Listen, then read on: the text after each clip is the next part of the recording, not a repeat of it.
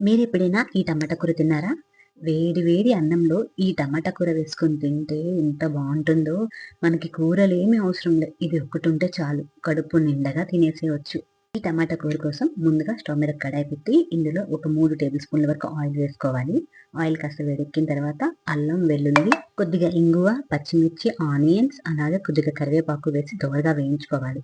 ఈ ఉల్లిపాయలు కొద్దిగా వేగిన తర్వాత ఇందులో 4 పెద్ద సైజు టమాటాలని కట్ చేసి వేసుకోవాలి.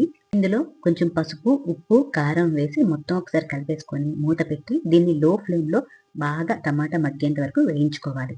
ఇలా టమాటా పూర్తిగా మగ్గిపోయిన తర్వాత ఇందులో ధనియాల పౌడర్, జీరా పౌడర్, గరం మసాలా, కొద్దిగా కొబ్బరి పొడి, కొంచెం కొత్తిమీర వేసి మొత్తం ఒకసారి కలిపేసుకోవాలి. ఇందులో కొబ్బరి పొడి మొత్తం కంపల్సరీగా వేసుకోవాలి. దానివల్ల టేస్ట్ అనేది చాలా బావుంటుంది.